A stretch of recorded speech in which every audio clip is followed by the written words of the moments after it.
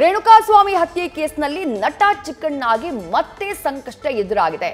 ದೋಸ್ತಿನ meet ಮಾಡಿ ಮತ್ತೆ ಸಂಕಷ್ಟಕ್ಕೆ ಸಿಕ್ಕಾಕೊಂಡಿದ್ದಾರೆ ನಟ ಚಿಕ್ಕಣ್ಣ. ಪರಪ್ಪನ ಅಗ್ರಹಾರದಲ್ಲಿ ನಟ ದರ್ಶನ್ ರನ್ನ ಇತ್ತೀಚೆಗೆ ಭೇಟಿಯಾಗಿದ್ರು ಚಿಕ್ಕಣ್ಣ. ದರ್ಶನ್ ಭೇಟಿ ಹಿನ್ನೆಲೆ ಮತ್ತೆ ಚಿಕ್ಕಣ್ಣಗೆ ವಿಚಾರಣೆಯನ್ನ ನಡೆಸುವುದಕ್ಕೆ ಪೊಲೀಸರು ಸಿದ್ಧತೆಯನ್ನ ಮಾಡಿಕೊಳ್ತಿದ್ದಾರೆ ಅನ್ನುವಂತ ಮಾಹಿತಿ ಸಿಗ್ತಾ ಇದೆ. ಚಿಕ್ಕಣ್ಣಗೆ ಮತ್ತೆ ನೋಟಿಸ್ ನೀಡುವುದಕ್ಕೆ ಪೊಲೀಸರು ತಯಾರಿಯನ್ನ ಮಾಡಿಕೊಳ್ತಿದ್ದಾರೆ ಅನ್ನುವಂತ ಮಾಹಿತಿ.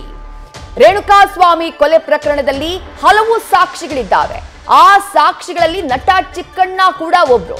ಸ್ಟೋನಿ ಬ್ರೂಕ್ ರೆಸ್ಟೋ ಬಾರ್ನಲ್ಲಿ ಏನ್ ಮಧ್ಯಾಹ್ನ ಪಾರ್ಟಿ ಆಗಿತ್ತು, ಆ ಪಾರ್ಟಿ ಸಂದರ್ಭದಲ್ಲಿ ದರ್ಶನ್ ಜೊತೆಗೆ ಚಿಕ್ಕಣ್ಣ ಕೂಡ ಇದ್ರು. ಅಲ್ಲಿಂದಾನೇ ದರ್ಶನ್ ನೇರವಾಗಿ ಪಟ್ಟಣಗೆರೆಯ ಶೆಡ್ಗೆ ಹೋಗಿತ್ತು. ಹಾಗಾಗಿ ಈ ಪ್ರಕರಣದಲ್ಲಿ ಈಗಾಗಲೇ ಚಿಕ್ಕಣ್ಣ ಅವರನ್ನ ಸಾಕ್ಷಿ ಮಾಡಿಕೊಳ್ಳುವಂತಹ ಕೆಲಸವನ್ನ ಪೊಲೀಸರು ಮಾಡಿದ್ದಾರೆ. ಅವರಿಂದ 164 ಹೇಳಿಕೆಯನ್ನ ಕೂಡ ದಾಖಲು ಮಾಡಿಕೊಳ್ಳಲಾಗಿದೆ.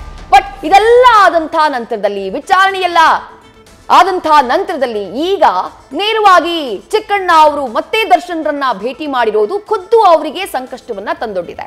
ಡೀಟೇಲ್ಸ್ ನಮ್ಮ ಪ್ರತಿನಿಧಿ ಪ್ರಜ್ವಲ್ ನೀಡ್ತಾ ಹೋಗ್ತಾರೆ. ಪ್ರಜ್ವಲ್, ದೋಸ್ತಿಯಾಗಿ ಹೋಗಿ ಮೀಟ್ ಆಗಿದ್ದಾರೆ, ಬಟ್ ಈ ಪ್ರಕರಣದಲ್ಲಿ ಚಿಕ್ಕಣ್ಣ ಅವರು ಸಾಕ್ಷಿ ಕೂಡ.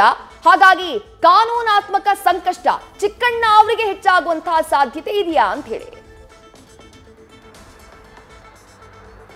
ಖಂಡಿತವಾಗಿಯೂ ಕೂಡ ವಿದ್ಯಶ್ರೀ, ರೇಣುಕಾಸ್ವಾಮಿ ಹತ್ಯೆ ಪ್ರಕರಣದಲ್ಲಿ ಈಗಾಗಲೇ ದರ್ಶನ್ ಜೈಲು ಸೇರಿದ್ದಾರೆ. ಚಿಕ್ಕಣ್ಣ ಅವರು ಕೂಡ ಆ ಒಂದು ಪಾರ್ಟಿಯಲ್ಲಿ ಭಾಗಿಯಾಗಿದ್ರು. 164 ಹೇಳಿಕೆಯನ್ನು ಕೂಡ ಪೊಲೀಸರು ಈಗಾಗಲೇ ಅವರಿಂದ ದಾಖಲಿಸಿಕೊಂಡಿರುವಂತದ್ದು. ಈ ಸಂದರ್ಭದಲ್ಲಿ ಅವರು ಸಾಕ್ಷಿಯಾಗಿದ್ದಾರೆ. ಆ ಒಂದು ಕಾರಣದಿಂದಾಗಿ ಅವರು ಮತ್ತೆ ಜೈಲಿಗೆ ಹೋಗಿ ದರ್ಶನ್ ಅನ್ನ ಭೇಟಿಯಾಗಿರೋದ್ರಿಂದಾಗಿ ಇಲ್ಲಿ ಚಿಕ್ಕಣ್ಣ ಅವರಿಗೆ ಸಂಕಷ್ಟ ಅನ್ನುವಂಥದ್ದು ಎದುರಾಗುತ್ತೆ. ಕಾರಣ ಏನು ಅಂತ ಹೇಳಿದ್ರೆ, ಪೊಲೀಸರು ಈಗ ನೋಟಿಸ್ ಕೊಡ್ಲಿಕ್ಕೂ ಕೂಡ ಸಿದ್ಧತೆಯನ್ನ ಮಾಡ್ಕೊಂಡಿದ್ದಾರೆ ಅನ್ನುವಂಥ ಒಂದು ಮಾಹಿತಿ ಏನಿದೆ ಅದು ಲಭ್ಯವಾಗ್ತಾ ಇರುವಂತದ್ದು. ಅಂದ್ರೆ ನೋಟಿಸ್ ಕೊಟ್ಟ ನಂತರದಲ್ಲಿ ಮತ್ತೆ ಚಿಕ್ಕಣ್ಣ ಅವ್ರನ್ನ ಪ್ರಶ್ನೆ ಮಾಡುವಂತ ಒಂದು ಕೆಲಸವನ್ನ ಕೂಡ ಪೊಲೀಸರು ಮಾಡ್ತಾರೆ. ಯಾಕೆ ಅಂತ ಹೇಳಿದ್ರೆ, ಏನನ್ನ ಮಾತನಾಡಿದ್ರಿ, ಯಾಕಾಗಿ ಅವ್ರನ್ನ ಭೇಟಿಯಾದ್ರಿ, ನೀವು ಸಾಕ್ಷಿಯಾಗಿದ್ದೀರಾ ಅನ್ನೋದು ಹಾಗಾದ್ರೆ ನಿಮಗೆ ಗೊತ್ತಿರ್ಲಿಲ್ವಾ, ನೀವು ಯಾವ ರೀತಿಯಲ್ಲಿ ಅವ್ರನ್ನ ಭೇಟಿಯಾಗಿ ಯಾವ ಯಾವ ವಿಚಾರಗಳ ಬಗ್ಗೆ ಚರ್ಚೆಯನ್ನ ಮಾಡಿದ್ರಿ ಅನ್ನೋದ್ರ ಬಗ್ಗೆ ಕೂಡ ಪ್ರಶ್ನೆ ಕೇಳುವಂತ ಒಂದು ಸಾಧ್ಯತೆಗಳು ಕೂಡ ದಟ್ಟವಾಗಿರುತ್ತೆ. ಯಾಕೆ ಅಂತ ಹೇಳಿದ್ರೆ, ಇಲ್ಲಿ ಸಾಕ್ಷಿಗಳನ್ನ ಬೆದರಿಸುವಂತ ಒಂದು ಪ್ರಯತ್ನವೂ ಆಗ್ಬಹುದು, ಅಥವಾ ಸಾಕ್ಷಿಗೆ ಸಂಬಂಧಪಟ್ಟಂತೆ ನಾನು ಯಾವ ರೀತಿಯ ಒಂದು ಹೇಳಿಕೆಯನ್ನು ಕೊಟ್ಟಿದ್ದೀನಿ ಅನ್ನೋದನ್ನ ಕೂಡ ಆರೋಪಿಯ ಮುಂದೆ ಅವರು ಹೇಳಿರುವಂತಹ ಒಂದು ಸಾಧ್ಯತೆಯು ಕೂಡ ದಟ್ಟವಾಗಿರುತ್ತೆ. ಹಾಗಾಗಿ ನೀವು ಅವರೊಂದಿಗೆ ಏನನ್ನ ಮಾತನಾಡಿದ್ರಿ ಅನ್ನೋದ್ರ ಬಗ್ಗೆ ಕೂಡ ಪೊಲೀಸರು ಪ್ರಶ್ನೆಯನ್ನ ಕೇಳ್ತಾರೆ. ಅದೇ ರೀತಿ ಅದಕ್ಕೆ ಉತ್ತರ ಪಡೆಯುವಂತ ಒಂದು ಕೆಲಸವನ್ನ ಕೂಡ ಮಾಡ್ತಾರೆ. ಅದೇ ರೀತಿಯಲ್ಲಿ ಮುಂದೆ ಇನ್ನು ಮುಂದೆ ಯಾವುದೇ ಕಾರಣಕ್ಕೂ ಕೂಡ ನೀವು ಅವ್ರನ್ನ ಭೇಟಿ ಆಗಬಾರದು ಅನ್ನುವಂತ ಒಂದು ಸೂಚನೆಯನ್ನ ಕೊಡುವಂತ ಒಂದು ಸಾಧ್ಯತೆಯು ಕೂಡ ದಟ್ಟವಾಗಿರುತ್ತೆ. ಯಾಕೆ ಅಂತ ಹೇಳಿದ್ರೆ, ಈ ಪ್ರಕರಣದಲ್ಲಿ ಚಿಕ್ಕಣ್ಣ ಅವ್ರನ್ನ ಕೂಡ 164 ಅಡಿಯಲ್ಲಿ ಹೇಳಿಕೆಯನ್ನು ದಾಖಲಿಸಿಕೊಂಡಿದ್ದಾರೆ. ಅವ್ರನ್ನ ಕೂಡ ಸಾಕ್ಷಿಯನ್ನಾಗಿ ಪರಿಗಣಿಸಿರುವಂತದ್ದು. ಯಾಕೆಂದ್ರೆ ಸ್ಟೋನಿ ಬ್ರೂಕ್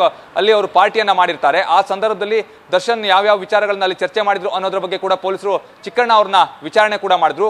ಕೊಲೆಯ ಬಗ್ಗೆ ನಿಮ್ಗೇನಾದ್ರೂ ಗೊತ್ತಾ ಅಂತ ಕೇಳಿದಂತ ಸಂದರ್ಭದಲ್ಲಿ ಚಿಕ್ಕಣ್ಣ ಆ ಬಗ್ಗೆ ನಂಗೆ ಯಾವುದೇ ರೀತಿಯ ಮಾಹಿತಿ ಕೂಡ ಇರಲಿಲ್ಲ, ರೇಣುಕಾಸ್ವಾಮಿಯ ಬಗ್ಗೆಯೂ ಕೂಡ ನಂಗೆ ಯಾವುದೇ ಮಾಹಿತಿ ಇರಲಿಲ್ಲ ಅನ್ನೋದನ್ನ ಕೂಡ ಅವರು ಸ್ಪಷ್ಟವಾಗಿ ಹೇಳಿದ್ರು. ಅನಂತರದಲ್ಲಿ ಅವರು ಮೊನ್ನೆ ಹೋಗಿ ನಟ ದರ್ಶನ್ ರವ್ರನ್ನ ಭೇಟಿಯಾಗಿ ಬಂದಿರುವಂತದ್ದು. ಆ ಒಂದು ನಿಟ್ಟಿನಲ್ಲಿ ಈಗ ಪೊಲೀಸರು ಅವರಿಗೆ ನೋಟಿಸ್ ಅನ್ನು ಕೊಡ್ಲಿಕ್ಕೆ ಸಿದ್ಧತೆಯನ್ನು ಮಾಡ್ಕೊಂಡಿರುವ ಬಗ್ಗೆ ಮಾಹಿತಿ ಲಭ್ಯವಾಗ್ತಾ ಇರುವಂತದ್ದು. ಒಂದೊಮ್ಮೆ ನೋಟಿಸ್ ಅನ್ನು ಕೊಟ್ಟಂತ ಸಂದರ್ಭದಲ್ಲಿ ಮತ್ತೆ ಅದೇ ಪ್ರಶ್ನೆಯನ್ನ ಕೇಳ್ತಾರೆ. ಯಾಕೆ ಅಂತ ಹೇಳಿದ್ರೆ, ನೀವು ಯಾವ ರೀತಿಯಲ್ಲಿ ಭೇಟಿಯಾದ್ರಿ, ಹೇಗೆ ಭೇಟಿಯಾದ್ರಿ, ಯಾವ್ಯಾವ ವಿಚಾರಗಳನ್ನ ಮಾತನಾಡಿದ್ರಿ, ಈ ಸಾಕ್ಷಿಯ ಬಗ್ಗೆ ನೀವೇನಾದ್ರೂ ಅವರ ಜೊತೆಯಲ್ಲಿ ಚರ್ಚೆಯನ್ನ ಮಾಡಿದ್ರ, ಇವೆಲ್ಲದರ ಬಗ್ಗೆ ಕೂಡ ಪ್ರಶ್ನೆಯನ್ನ ಕೇಳ್ತಾರೆ. ಹಾಗಾಗಿ ನಟ ಚಿಕ್ಕಣ್ಣಗೆ ಮತ್ತೆ ಸಂಕಷ್ಟ ಅನ್ನುವಂಥದ್ದು ಎದುರಾಗುತ್ತೆ. ವಿದ್ಯಶ್ರೀ, ಥ್ಯಾಂಕ್ ಯು ಪ್ರಜ್ವಲ್ ತಮ್ಮೆಲ್ಲ ಡೀಟೇಲ್ಸ್ಗೆ. ನ್ಯೂಸ್ ಫಸ್ಟ್ ನಿರ್ಭೀತಿಯಿಂದ ನಿಮ್ಮ ಪರವಾಗಿ.